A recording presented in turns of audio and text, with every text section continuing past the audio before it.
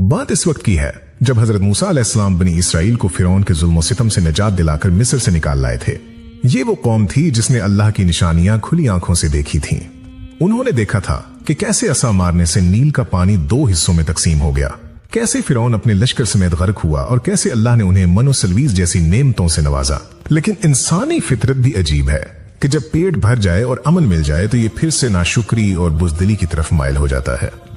बनी इसराइल अब सहराए सीना में थे और अल्लाह का हुक्म आया कि ए मूसा, अपनी कौम को लेकर इस मुकद्दस सरजमीन यानी बैतुल मुकद्दस में दाखिल हो जाओ जो अल्लाह ने तुम्हारे लिए लिख दी है। ये एक बहुत बड़ा इम्तिहान था क्योंकि इस वक्त बैतुल मुकद्दस पर एक ऐसी कौम काबिज थी जिसे अमालिका या कौम जब्बारीन कहा जाता था। ये लोग आम इंसान नहीं थे बल्कि रिवायात में आता है कि उनके कद निहायत लंबे, जिसमें फौलाद की तरह सख्त और चेहरे ऐसे खौफनाक थे कि देखने वाला वहीं दम तोड़ दे। उनकी ताकत का यह आलम था कि वो पहाड़ों से बड़ी बड़ी चट्टानें उखाड़ कर फेंक दिया करते थे। हजरत मूसा अलैहिस्सलाम जानते थे कि यह इम्तिहान सख्त है, इसलिए उन्होंने पहले तहकीक के लिए 12 जासूस या सरदार मुंतखब किए और उन्हें हुक्म दिया कि जाओ और इस शहर के हालात मालूम करके आओ। लेकिन खबरदार, वहां जो कुछ देखो वो वापस आकर सिर्फ मुझे बताना। आम लोगों में उसका चर्चा मत करना वरना कौम के हौसले टूट जाएंगे। दोस्तों, ये 12 अफराद जब इस बस्ती के करीब पहुंचे तो उनकी आंखें फटी की फटी रह गईं। उन्होंने देखा कि वहां के बाशिंदे तो इंसान कम और चलते फिरते पहाड़ ज्यादा लगते हैं। रिवायात में तो यहां तक बयान किया गया है कि वहां के फल भी इतने बड़े थे कि एक अंगूर के गुच्छे को उठाने के लिए कई कई आदमियों की जरूरत पड़ती थी। इन जासूसों ने जब कौम जब्बारीन के एक आम आदमी को देखा तो उनके दिल दहल गए। उन्हें ऐसा महसूस हुआ कि उन देव हैकल लोगों के सामने हम तो टेडी दिल या मामूली कीड़े मकोड़ों की मानंद हैं। वो खौफ जो उनके दिलों में बैठा उसने उनके ईमान की बुनियादें हिला दें। हालांकि वो ये भूल गए कि उनके साथ वो रब है जिसने फिरौन जैसे मुतकब्बिर को मिट्टी में मिला दिया था।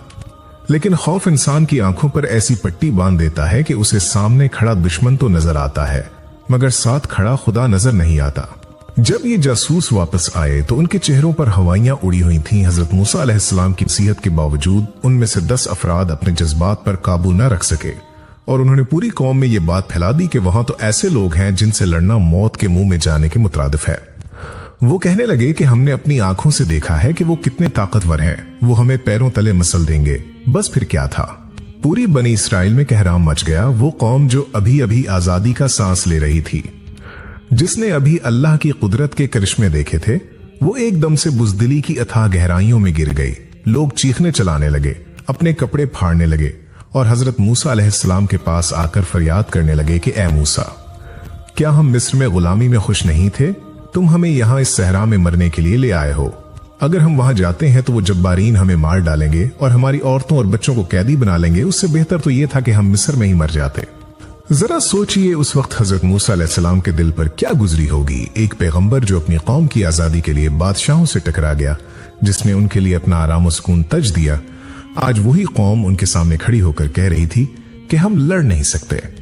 इस मौका पर इन 12 जासूसों में से सिर्फ 2 अल्लाह वाले ऐसे थे जिनका ईमान मजबूत था। एक हजरत यूशा बिन नून और दूसरे कालिब बिन यूफिना।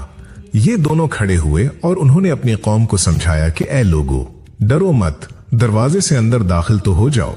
अल्लाह की कसम, जैसे ही तुम कदम बढ़ाओगे फतह तुम्हारी होगी। वो लोग जिस्मानी तौर पर बड़े जरूर हैं मगर उनके दिल कमजोर हैं क्योंकि उनके पास अल्लाह की मदद नहीं है और तुम्हारे पास अल्लाह है। तुम सिर्फ हिम्मत करो, बाकी काम अल्लाह का है। लेकिन खौफ जब दिल में घर कर ले तो नसीहत असर नहीं करती। कौम ने उनकी एक न सुनी बल्कि उन्हें मारने के लिए दौड़ पड़े। उसके बाद बनी इसराइल ने वो तारीखी जुमला कहा जिसने उनकी बदबख्ती पर मोहर लगा दी और जिसका जिक्र कुरान पाक में भी मौजूद है। उन्होंने हजरत मूसा अलैहिस्सलाम से साफ कह दिया कि ए मूसा, जब तक वो जब्बारीन वहां मौजूद हैं, हम हरगिज उस शहर में दाखिल नहीं होंगे। तुम जाओ और तुम्हारा रब जाए और उनसे लड़ो, हम तो यहीं बैठे हैं। ये अल्फाज नहीं थे बल्कि ये अल्लाह की रहमत को धुतकारना था। ये इस पैगंबर की तौहीन थी जिसकी दुआओं से उन पर बादल साया करते थे और आसमान से खाना उतरता था। ये जुमला सुनकर हजरत मूसा अलैहिस्सलाम का दिल टूट गया। वो अल्लाह की बारगाह में सजदे में गिर गए और अर्ज की कि ए मेरे रब, मैं अपनी जान और अपने भाई हारून के अलावा किसी और पर इख्तियार नहीं रखता। बस तो हमारे और उस नाफरमान कौम के दरमियान फैसला फरमा दे। ये एक पैगंबर की बेबसी और दुख की इंतहा थी कि वो अपने ही लोगों से बेजार होकर अल्लाह से फैसले की दरखास्त कर रहे थे। अल्लाह रब्बुल इज्जत का गजब जोश में आया जब इंसान अल्लाह की नेमतों की नाशुक्री करता है और उसके हुक्म के सामने अपनी बुज़दिली और अकल को तरजीह देता है, तो फिर अल्लाह अपनी नेमतें रोक लेता है। अल्लाह ताला ने हजरत मूसा अलैहिस्सलाम पर वही भेजी कि ए मूसा, अब ये कौम 40 साल तक इस मुकद्दस जमीन में दाखिल नहीं हो सकेगी, ये जमीन इन पर हराम कर दी गई है। अब ये उसी सहरा में भटकते रहेंगे। और फिर दुनिया ने देखा कि वो कौम जो बादशाह बनने वाली थी, वो कौम जो वारिस बनने वाली थी, सिर्फ अपने डर और अल्लाह पर अदम तवक्कुल की वजह से सहरा की खाक छानने पर मजबूर हो गई। ये इलाका जिसे तीह का मैदान कहा जाता है, उनका कैद खाना बन गया। हालांकि वहां कोई दीवार नहीं थी, कोई जंजीर नहीं थी, लेकिन अल्लाह का हुक्म सबसे बड़ी जंजीर बन गया था। रिवायात में आता है कि ये 40 साल का अरसा उनके लिए अज़ाब मुसलसल था। वो सुबह सवेरे सफर शुरू करते, पूरा दिन चलते रहते, उस उम्मीद पर कि शायद अब कोई बस्ती आ जाए, शायद अब ये सहरा खत्म हो जाए। लेकिन जब शाम होती तो वो खुद को वहीं पाते जहां से उन्होंने सुबह सफर शुरू किया था। वो दायरों में घूम रहे थे। ये सिर्फ जिस्मानी सफर नहीं था, बल्कि ये उनकी रूहानी गुमराही का एक नक्शा था। जो अल्लाह की राह से हट जाता है वो जिंदगी में ऐसे ही दायरों में घूमता रहता है। न उसे मंजिल मिलती है और न सुकून।